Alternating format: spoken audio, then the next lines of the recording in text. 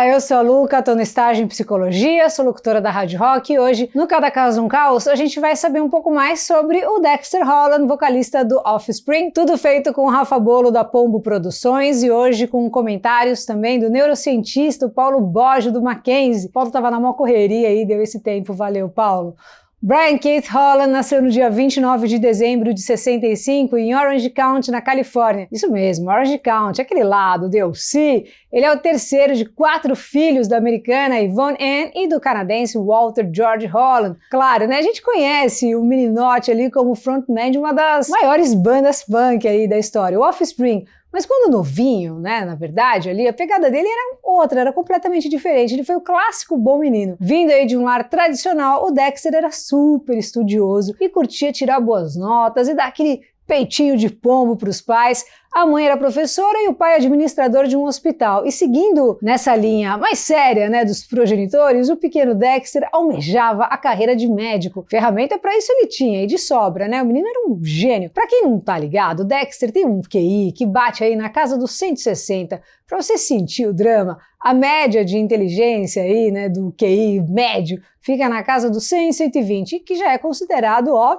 tá da hora. 160 é tipo ultra gênio supremo faixa preta, meu Deus, né? E é uma parada que fica 1% da população. Quer sentir um pouco mais? 160 é a mesma pontuação de nomes como Bill Gates, o Stephen Hawking e o Albert Einstein. Além de esmirilhar nos estudos, ele era orador da turma e também do time de cross-country, que é tipo uma corrida num campo aberto, assim, bem legal. Então, essa parada aí de ser o bom menino era um negócio que ele, tá fácil, tirava de letra. Quanto à música, ele até curtia uns Aerosmith, uns Beatles, Kiss, Stones, Queen e tal, mas era só um consumidor, era um ouvinte casual. Porque aquilo, né, também, ser bem louco é fácil, ser bom menino é mais difícil. Bom, enfim, rolava ali uns grupinhos na escola, tipo a galera do rockabilly, né, da cena new wave, até mesmo a galera punk, mas ele não se encaixava em nenhuma, ele estava focado mesmo nos estudos. A cena virou mesmo ali quando o irmão mais velho deu para ele uma coletânea, uns clássicos, né, a cena clássica ali do punk rock, aí a identificação pegou. E para você que também quer ser bem influenciado, aproveita e entra na melhor escola online de música do Brasil.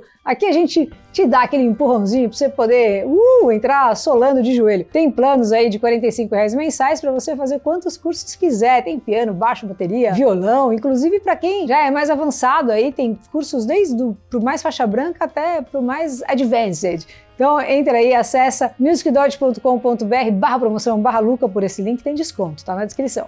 Bom, depois das boas dicas do irmão, logo Dexter estava de cabeça devorando todos os fanzines que via pela frente e desbravando maravilhas como TSOL, The Adolescents e Agent Orange. Tudo banda ali, né, da quebrada do OC. O punk rock tinha essa parada da simplicidade visceral, né, que praticamente todo mundo conseguia tocar, e foi isso que fascinou e inspirou o menino Dexter. Bandas como Ramones e o Dead Kennedys levam essa ideia pra frente, né? É um tipo de música que conversa com a molecada e é um tipo de música que a molecada consegue fazer, então era isso que ele pirava. Foi então que em 84, saindo de um show do Social Distortion, o menino Dexter e o seu comparsa de escola, o Gregory Cruiser, também conhecido como Greg Key, resolveram meter as caras e formar uma banda. A parada é que eles não tinham instrumentos, né? E também tinha um outro adendo, eles não sabiam tocar. Mas isso não impediu aí a meninada de fazer um som. Fizeram ali o primeiro sonzinho deles, quando tudo pequenininho, né? O Manic Subsidal. A primeira formação tinha o nosso amigo Dexter na bateria e devagarzinho ali tudo foi se ajeitando, começaram a arranhar uns covers, chamaram mais uns parça pra tocar, o Dexter foi pra guitarra e pra voz, começaram a trampar uns sons próprios, enfim, o monstro foi tomando forma. Não demorou muito então pra eles encaixarem no balaio um parceiro da vizinhança, o Kevin, né, mais conhecido como Noodles, que além também de arrebentar nas 6 cordas,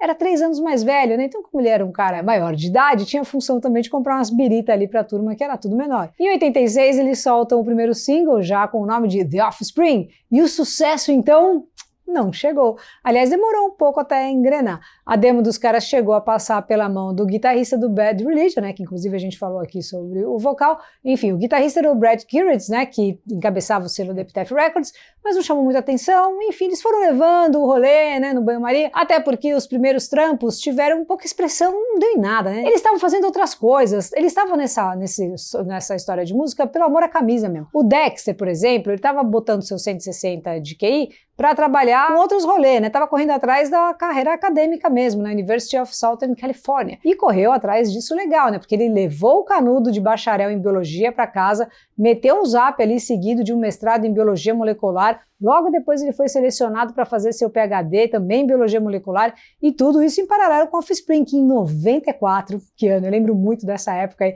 estava lançando o terceiro disco Smash, que eles não esperavam, era que esse disco aí ia alcançar o posto de disco independente mais vendido da história, passando a marca aí dos 10 milhões de cópias. Esse disco, a gente tocou tanta música dele na rádio, foi um negócio assim avassalador, né? Tinha sons como Come On and Play, que toca até hoje, né? Self-Esteem, e além de colocar em definitivo o Offspring ali no mapa para sempre, né? Fez o Dexter dar aquela trancada no curso para apostar as fichas na carreira de rockstar. Ele disse o seguinte, ele falou assim, ó, minha mãe não ficou nem um pouco feliz, né? Falou que o professor dele também disse que ele estava fazendo assim uma damer, né? Falou, cara, não faz isso, você vai afundar sua carreira. E ele disse que não, que ele vai tentar, né? Ele falou, não, eu tenho que tentar. E ainda bem que ele fez isso, né? Como a gente sabe, deu super certo. Depois disso foi sucesso atrás de sucesso, os caras estavam lotando tudo que era lugar, com álbuns incríveis, né? Teve também o Americana, que foi super bem. Enfim, foi um sucesso atrás do outro, era um hit ali maior que o outro, né? Também teve The Kids Aren't Alright, Pretty Fly. Eles foram só metendo um zapão atrás do outro. Inclusive, já conta aqui pra gente qual o som que você mais gosta do Offspring, né? Lembra? Eu tocava tanto, cara, na MTV também bombando, 89 lá,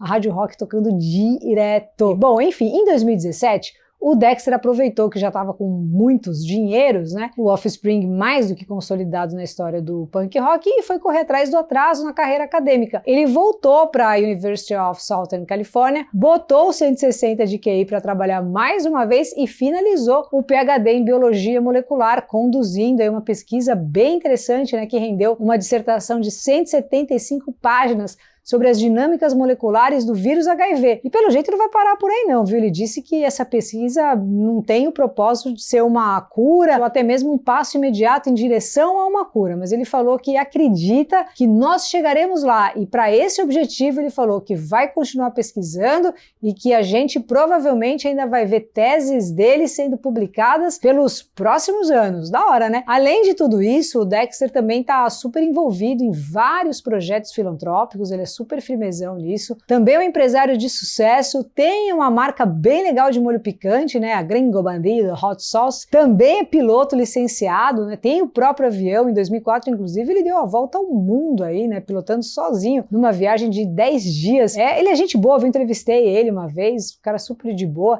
É o segundo mais rico do rolê do punk, com uma fortuna aí que passa dos 60 milhões, sabe? Perde só pro Travis Barker, né? Também tem episódio dele. Mas mesmo trocando de formação, né? Pra caramba, assim, cada hora entra um, sai outro, enfim, o Offspring segue firme, soltou discão aí esse ano, e tomara que solte mais um, né, puta, mais outro, e toda hora que venham mais discos do Offspring, porque eles continuam sendo aí uma das maiores bandas de todos os tempos. Mas enfim, para falar sobre a inteligência e como ela é avaliada, vamos ver o neurocientista e coordenador do Laboratório de Neurociência do Mackenzie, o professor Paulo Boggio. Fala aí, Paulo!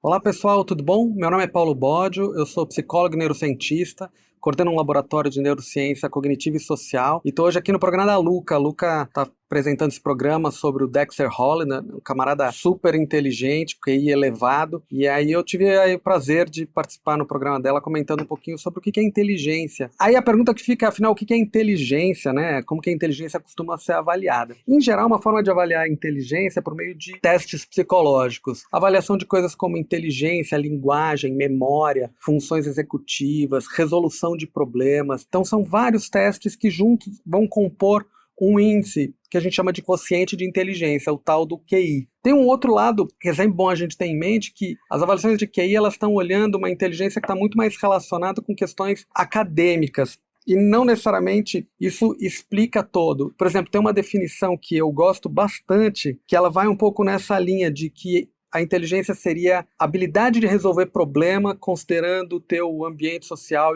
teu contexto e as demandas que você tem. Então, muitas vezes, o camarada às vezes não tem a parte acadêmica e aí num teste formal de avaliação de inteligência, talvez o desempenho não vai ficar tão bom, mas ele consegue resolver problemas com uma capacidade que talvez aquele sujeito que está na vida acadêmica não conseguiria, né? Então, a questão do QI ela é interessante como uma ferramenta, como um instrumento, mas o QI por si só não é a inteligência, porque aí a gente começa a pensar, então, em inteligência como uma questão mais acadêmica, mas pode ter inteligência como uma questão prática para ser solucionada, e aí eu vou ter questões agora de organização do material que eu tenho, do como eu vou criar aquilo, do como eu vou construir, questões inclusive motoras, questões de criatividade. Então aqui a gente está vendo o quanto tem vários elementos interessantes quando a gente está falando de QI. Por isso, assim, QI é interessante, mas ele tem que ser olhado também em conjunto com outras coisas. Nossa espécie comporta muitas outras coisas, como as características de pró-sociabilidade, a capacidade que a gente tem de julgamento moral, as questões afetivas que estão em conjunto. Então, o QI é bem importante, é super interessante da gente olhar, mas ele também tem que ser olhado dentro de um todo. Às vezes o camarada tem um QI elevado, mas nas relações sociais ele não está bem adequado, não está bem integrado. Então, é isso, gente. Em outra oportunidade a gente pode conversar talvez um pouco sobre QI, inteligência e outras coisas, e desenvolvimento cerebral, enfim, tem várias discussões muito interessantes a serem feitas. Valeu, gente. Um abraço a todos aí. Curtiu? Tomara que sim. Então, passa para frente esse vídeo, manda aí por WhatsApp, vamos somando a nossa comunidade de pessoas que gostam de música, biografia e psicologia. Valeu e até quinta que vem.